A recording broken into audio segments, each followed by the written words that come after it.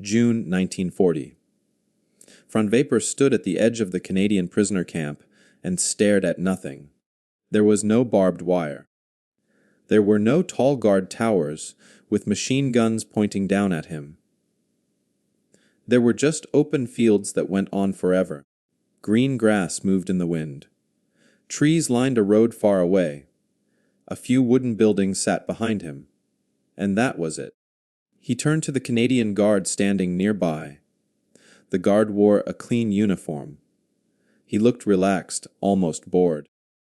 Fron asked in broken English where the fence was. Where were the walls? The guard looked at Fron like he had asked a weird question.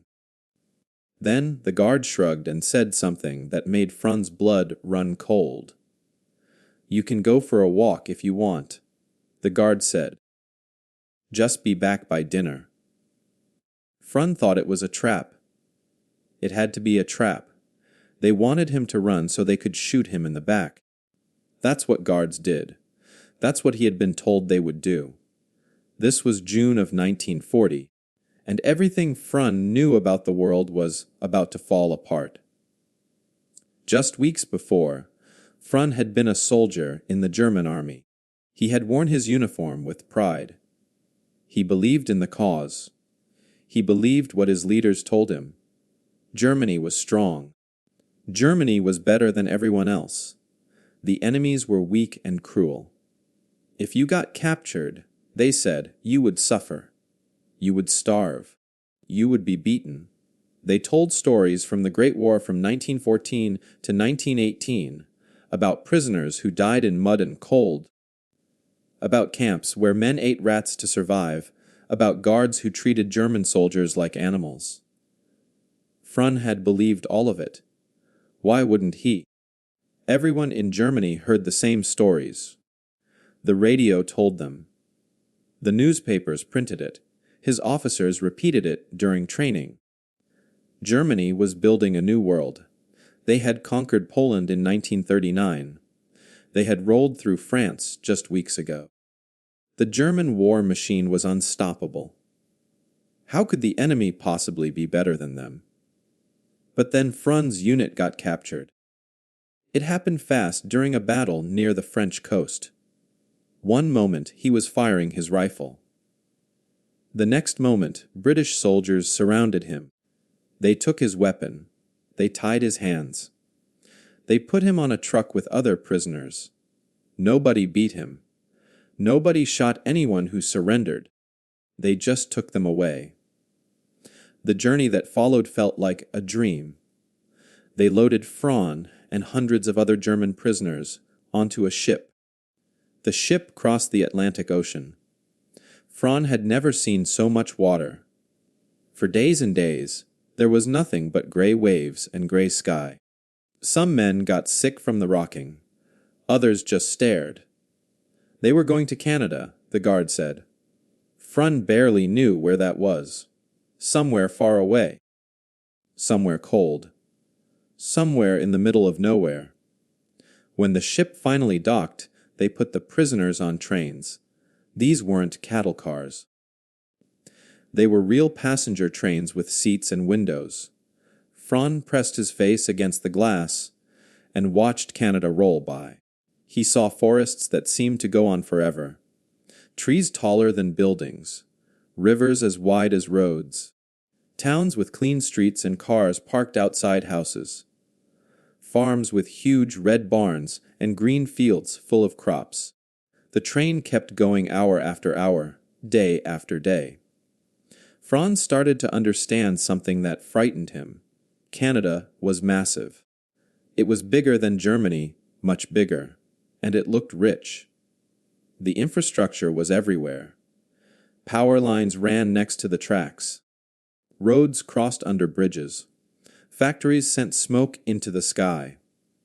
Everything looked organized. Everything looked like it worked. Fron had been told that Germany had the best of everything. The best roads, the best factories, the best technology. But looking out that train window, he wasn't so sure anymore. This didn't look like a weak country. This didn't look like a place that was losing. The train finally stopped at a small town in Alberta. Lethbridge, someone said.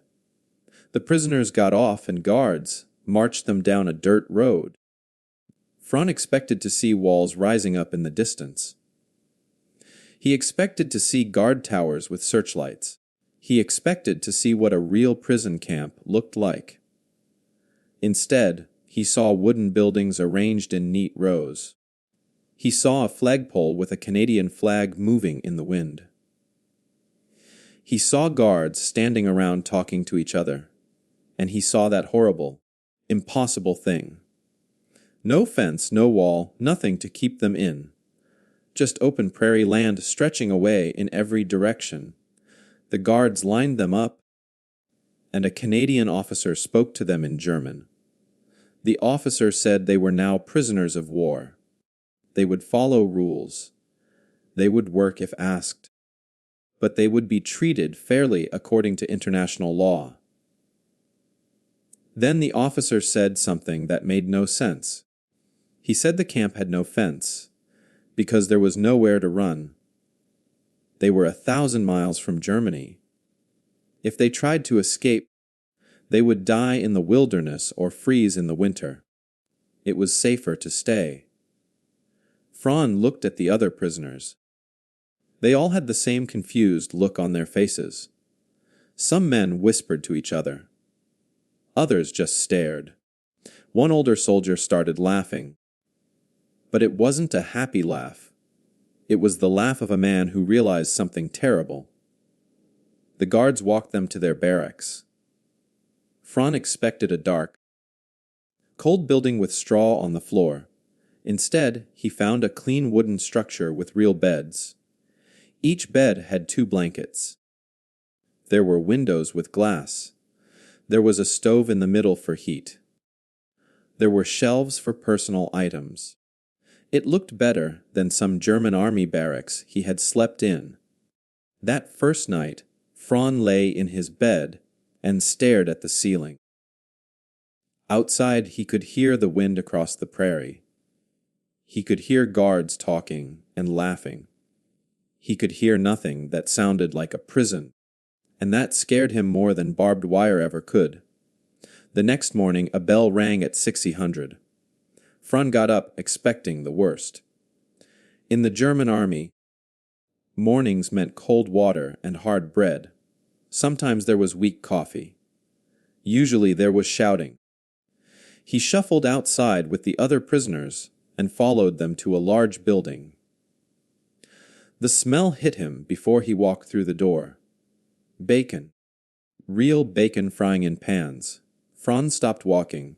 The man behind him bumped into his back. Fron barely noticed. He just stood there breathing in that smell. When was the last time he had bacon? His mouth started watering. His stomach made a noise. Inside the dining hall, Fron couldn't believe his eyes. Long tables filled the room. Canadian cooks stood behind a counter with huge pots and pans. Steam rose from everything. A cook waved the prisoners forward and started putting food on their plates. Scrambled eggs, 3 strips of bacon, 2 pieces of toast, real butter in little squares, a cup of coffee, sugar on the table, actual white sugar. Fron sat down and stared at his plate. This was more food than German soldiers got. This was more food than he had eaten in a single meal in months, maybe years. He picked up his fork and took a bite. The eggs were hot and fresh. The bacon was crispy. The toast had real butter that melted into the bread. He ate slowly at first, then faster. Then he couldn't stop. Around him, other prisoners ate the same way. Some men had tears in their eyes. Nobody spoke, they just ate. Later, Fron found out they would get 3 meals like this every day. Lunch might be soup and sandwiches with meat and cheese. Dinner could be chicken or beef with potatoes and vegetables. Sometimes there was pie. On Sundays, they got extra portions. A guard told him each prisoner received about 3,000 calories per day. Fran didn't know exactly what that meant, but he knew it was a lot. Back in Germany, his mother's letters talked about food shortages. Ration cards that didn't stretch far enough. Bread made with sawdust mixed in. She was probably eating half what he ate now, maybe less. The second shock came that afternoon. A guard told Fran he could walk around the camp. Fran asked how far he could go. The guard pointed to a line of white stones about 200 feet past the last building. "Don't cross that line," the guard said. "Everything on this side is fine." Then the guard walked away. He didn't watch Fran. He didn't follow him. He just left. Fran walked slowly toward the edge of camp. His heart beat fast. This had to be a test. They wanted to see if he would try to escape. But when he reached the white stones, nothing happened. No alarm went off. No guards came running. He looked out at the prairie. Miles and miles of grass and sky. He could just walk into that. He could try to run. But where would he go? The guard was right. There was nothing out there but empty land. And even if he walked for days, he would still be in Canada, still thousands of miles from home. Over the next few weeks, Fran discovered even stranger things. Some prisoners got to work on local farms. Canadian farmers came to the camp and asked for workers. Guards picked men who seemed trustworthy and drove them out to the fields. The prisoners picked potatoes or gathered hay or fixed fences. The farmers gave them water and sometimes snacks. They treated the German prisoners like regular farmhands. At the end of each day, the farmers paid them 50 cents. The money went into special accounts in Switzerland that they could access after the war. One prisoner, named Klaus, came back from a farm and told an impossible story. The farmer had handed him a shotgun, a real gun with real shells. The farmer wanted Klaus to shoot gophers that were eating the crops. Klaus held that gun in his hands and realized he could have shot the farmer. He could have run, but he didn't. Where would he go? And besides, the farmer had given him cold lemonade and a ham sandwich for lunch. The farmer's wife had waved at him. Their kids played in the yard nearby. Klaus shot the gophers and gave the gun back at the end of the day. The farmer thanked him and said he could come back next week. Inside the camp, life got even more confusing. The Canadians set up a recreation hall with books and games. Someone donated a piano. Prisoners who knew how to play gave concerts. Other men formed a theater group. They practiced German plays and put on shows. The guards came to watch. Everyone clapped at the end. Fran went to one show and sat there in the dark listening to actors speak his language and perform a comedy. He laughed. Then he felt guilty for laughing. Then he felt confused about feeling guilty. There were sports, too. The prisoners organized soccer teams. Different barracks played against each other. They made a league with standings and scores. Guards helped them mark out a proper field. Someone found real soccer balls. On Saturday afternoons, prisoners played matches while other prisoners cheered. It felt like being back in school. It felt normal. And that was the problem. How could prison feel normal? The medical care shocked Fran most of all. A prisoner named Joseph got a bad toothache. The pain got so bad he couldn't eat. Guards took him to the camp hospital. A real Canadian dentist looked at the tooth. The dentist said it needed to come out. They gave Joseph medicine so it wouldn't hurt. They pulled the tooth. They gave him more medicine for after. They didn't charge him anything. Joseph came back and told everyone the dental chair was newer than anything he had seen in Berlin. The tools were clean and shiny. The dentist was kind. Another prisoner broke his arm during a soccer game. They took him to the same hospital. A Canadian doctor set the bone and put on a cast. The doctor checked on him every few days. The arm healed perfectly. The prisoner said the hospital had X-ray machines and proper operating rooms. He said it was better equipped than military hospitals he had seen in Germany. At night, Fron lay in his warm bed under his 2 blankets and tried to make sense of it all. He was a prisoner of war. He was supposed to be suffering. He was supposed to be punished. Instead, he was gaining weight. His skin looked healthier. His teeth were getting fixed. He played soccer on Saturdays. He ate 3 hot meals a day. He could walk almost wherever he wanted. He went to plays and concerts. Meanwhile, his letters from home got worse each week. His mother wrote about air raids. His brother wrote about food shortages. His sister wrote about factories being bombed. Germany was supposed to be winning. Germany was supposed to be strong. So why did the losers have so much? Why did the enemy treat him better than his own country treated its people? Franz stared at the dark ceiling and felt something crack inside his mind. A small crack, just the beginning, but it was there. Snow came to the camp in December 1943. Fron had been a prisoner for 3.5 years now. The war still raged across Europe. Fron heard about it in letters, and sometimes from guards who talked about the news. Germany was not winning anymore. The Russians were pushing back. American bombers filled the skies over German cities. But inside this camp in Lethbridge, Alberta, Fron lived in a different world. The cold bit hard that winter.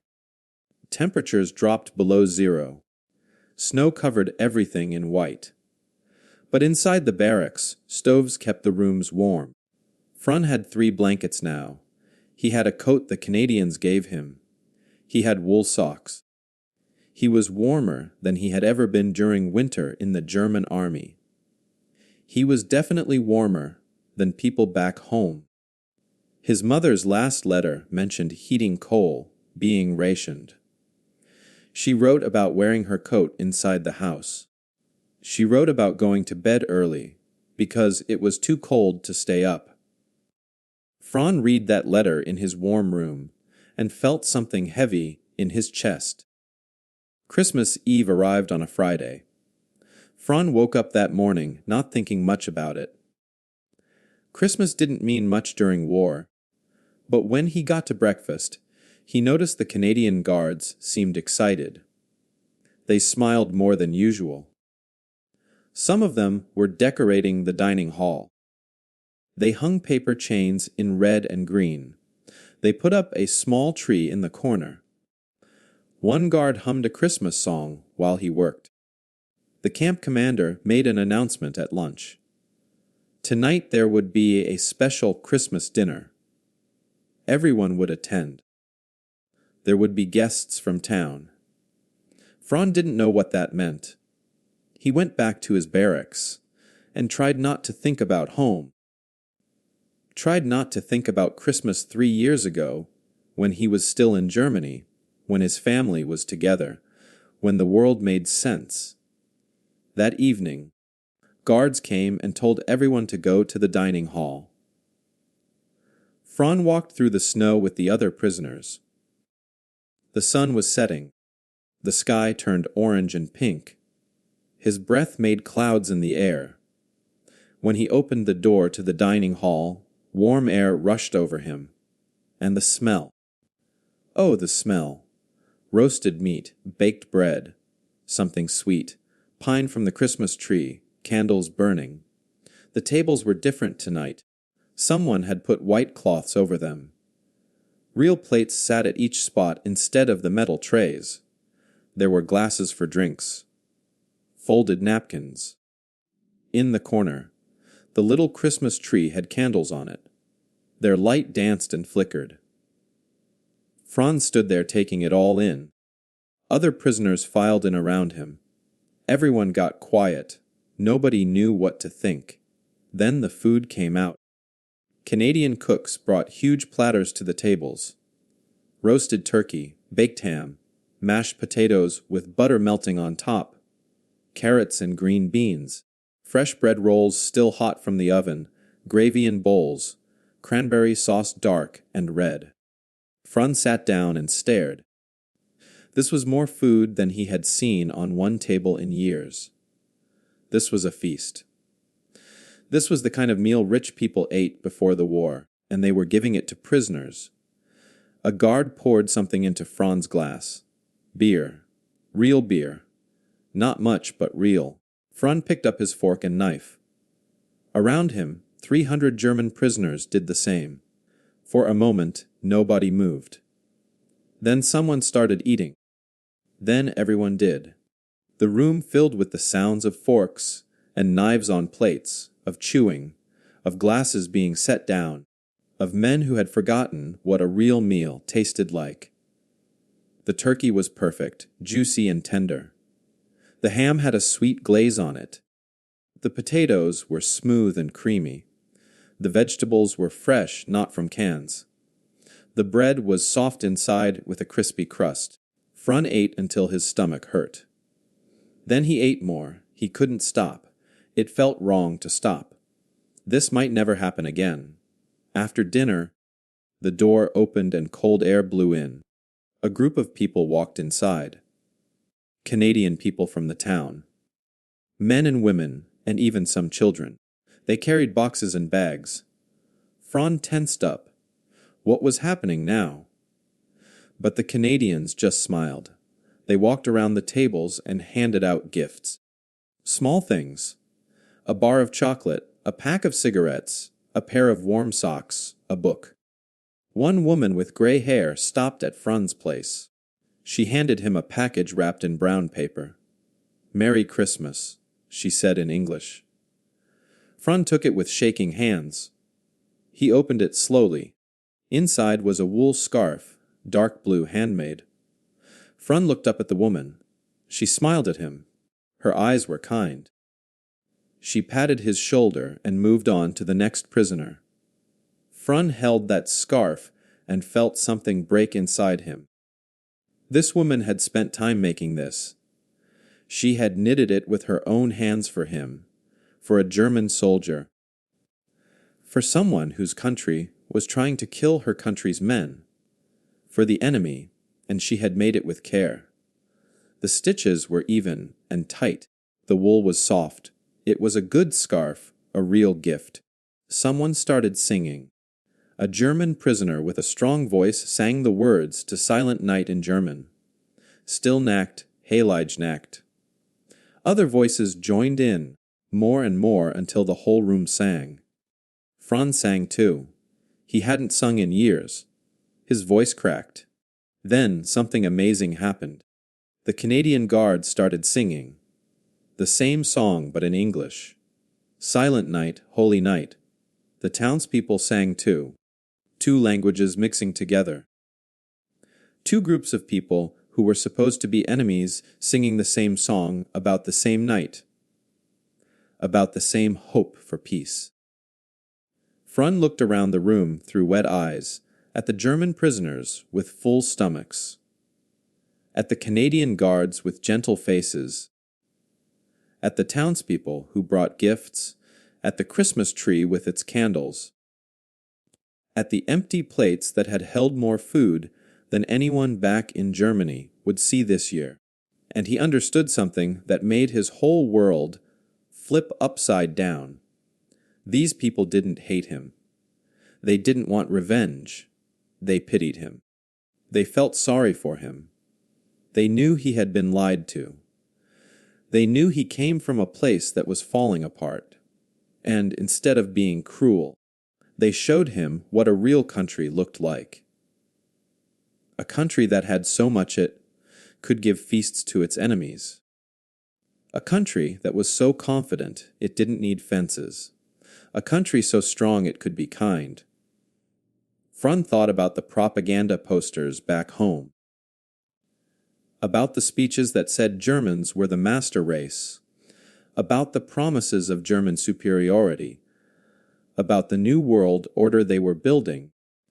And then he thought about his mother eating bread with sawdust in it, his brother in a factory that got bombed every week, his sister hiding in a basement during air raids. He thought about German cities being destroyed, German soldiers freezing to death in Russia, German children going hungry. And here he sat, the enemy prisoner, full of turkey and ham, warm, safe, with a handmade scarf from a woman who had no reason to be kind to him. The lie became clear. How could Germany be superior when it couldn't feed its own people? How could Germany be the master race when it lost to countries that could throw Christmas feasts for prisoners? How could any of it be true when the evidence was right in front of him every single day? Fron went back to his warm barracks that night. He lay in bed holding his new scarf. Outside, snow fell quietly. The stove glowed with heat. His stomach was full. His body was healthy. He had gained 30 pounds since arriving in Canada. 30 pounds while his country starved. And in that moment, Fron stopped being a German soldier who believed in the cause. He became just a man who saw the truth. The propaganda had been a lie, all of it, and he couldn't unsee that now. The crack in his mind had split wide open. There was no going back. May 1946. The war was over. Germany had surrendered exactly 1 year ago. Fron stood on the dock in Halifax, waiting to board a ship that would take him home. Home. The word felt strange in his mind. He had been gone for 6 years. 6 years since that day he got captured in France. 6 years since he thought his life was over. Instead, those 6 years in Canada had been the best years he could remember. That thought made him feel guilty and confused and sad all at once. Fron carried a small bag with his things. Inside were English textbooks he had studied, a manual about Canadian farming methods, photographs of the camp, pictures of prisoners playing soccer, a photo of the Christmas dinner from 1943, the blue scarf that woman had given him, now worn soft from use. These were his treasures. These were proof that what happened was real. The ship pulled away from Canada and Fron watched the land get smaller. Other prisoners stood on the deck with him. Nobody talked much. They all knew what they were going back to. The letters had prepared them. Germany was destroyed. Cities were rubble. Millions of people were dead. The country was divided up between the winning countries. There was no food, no jobs, no future that anyone could see clearly. Fron pulled his Canadian coat tighter around him and wondered what he would find. The ship crossed the Atlantic, the same ocean he had crossed 6 years ago, going the other way. But Fron was a different person now. He spoke English. He knew how to fix tractors. He understood how democracies worked. He had seen what a country looked like when it treated people with dignity. He had learned that propaganda was just lies wrapped in a flag. The old Fron who believed in the cause was dead. This new Fron didn't know what he believed in anymore, except maybe kindness and truth and the importance of a good meal. The ship docked in Hamburg in early June. Fron walked down the ramp and stepped onto German soil for the first time in 6 years. The smell hit him first. Smoke and dust and something rotten. Then he looked around and his heart sank. Hamburg wasn't a city anymore. It was a graveyard. Buildings stood like broken teeth. Whole blocks were just piles of bricks. People walked through the streets like ghosts. Thin people, dirty people. people with empty eyes. Fron made his way through the ruined streets. Every corner brought new horror: a church with no roof, a school that was just one wall, a park that was now a crater. He passed people digging through rubble looking for anything useful. Children with hollow cheeks begged for food. Old women pushed carts full of broken things they hoped to trade. This was Germany. This was the master race. This was what superiority looked like. It took Fron 3 days to get to his hometown. 3 days of walking and hitching rides on army trucks. 3 days of seeing nothing but destruction. When he finally knocked on his mother's door, he barely recognized her. She had aged 20 years. Her hair was white. Her face was lined and thin. Her hands shook. When she opened the door and saw him, she screamed. Then she cried. Then she touched his face, like she couldn't believe he was real. His mother pulled him inside. The house was cold even though it was summer. Half the windows were boarded up. The furniture was mostly gone, probably burned for heat during the winter. His mother made him sit down. She stared at him. "You're so healthy," she kept saying. "Look at you. You're so healthy." Fron realized he probably weighed 40 pounds more than her. He had color in his face. She looked gray. His mother made tea. Real tea was gone, so it was made from dried leaves and roots. She put a small piece of bread on a plate. "This is half my ration for today," she said. "But you need to eat." Fron looked at that piece of bread. It was dark and hard, maybe 2 inches across. This was half a day's food. He thought about the breakfast in Canada, the eggs and bacon and toast with butter. He thought about eating until he was full, until he couldn't eat anymore. And here was his mother giving him half her bread. He couldn't eat it.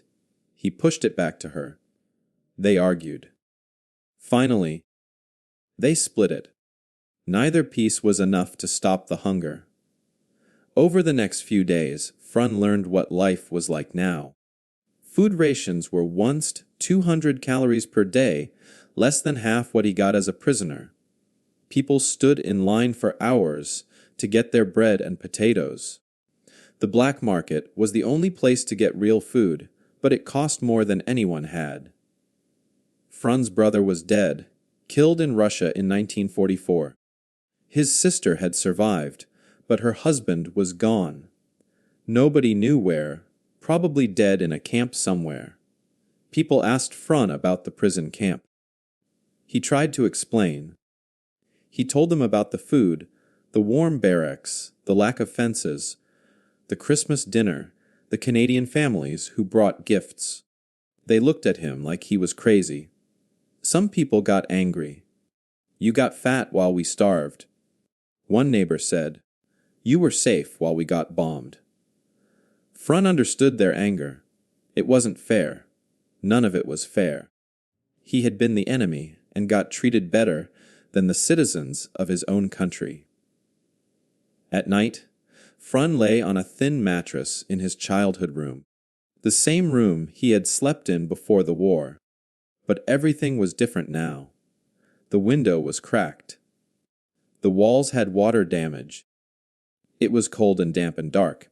He thought about his bed in Canada. The 2 blankets, the warm stove, the full stomach.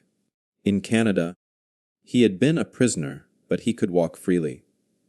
Here he was free, but felt trapped by hunger and cold and despair. Fron started having a terrible thought, a thought that made him feel like a traitor. He missed Canada. He actually missed being a prisoner of war. How could that be possible? How could captivity be better than freedom? But it was true. In Canada, he had hope. He had food. He had friends. He had purpose. Here he had nothing but ruins and rations and memories of better days that would never come back. Months passed. Fron tried to help rebuild. He used the farming skills he learned in Canada to work on a farm outside town. The farmer paid him in food, potatoes mostly, sometimes an egg. Fron gave most of it to his mother. He watched her eat and thought about that Christmas turkey, the ham, the fresh bread, the butter, all of it given to prisoners while German civilians starved. The cruelty of it made him angry.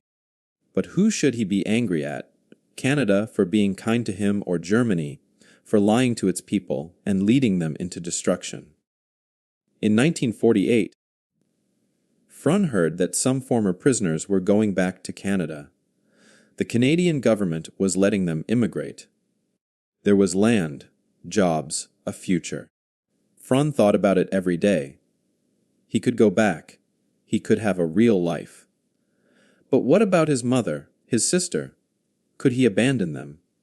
In the end, over 6,000 German prisoners made that choice. They left Germany and went back to the country that had held them captive. They married Canadian women. They became farmers and businessmen. They built new lives in a land that had shown them mercy. Fron stayed. He stayed because of family, because of duty, because someone had to help rebuild. But he kept his English books. He kept his photographs. He kept that blue scarf. And on hard days, when the hunger was bad and the cold was worse, he would take out those photos and remember. Remember that there was a place in the world where enemies could become friends, where abundance was real, where kindness wasn't weakness. Years later, Fron told his grandchildren about the camp with no fences, about the guard who said, "You can go for a walk if you want," about the Christmas dinner that changed everything. And he told them the truth he learned, the truth that haunted him and freed him at the same time. "Canada won the war before they ever fought us," he said. "They won by showing us what we could have been. They defeated us not by breaking our bodies, but by proving we had been lied to all along. The strongest prison isn't made of wire and walls. It's made of lies you believe about yourself and others. And the only way to escape is for someone to be kind enough to show you the truth." Fron lived until 1984. He never went back to Canada, but he never forgot it either. In his mind, he could still taste that Christmas turkey, still feel the warmth of that stove, still hear Silent Night sung in 2 languages, still see the face of that woman who gave him a scarf for no reason except that it was Christmas, and he was human, and that was enough.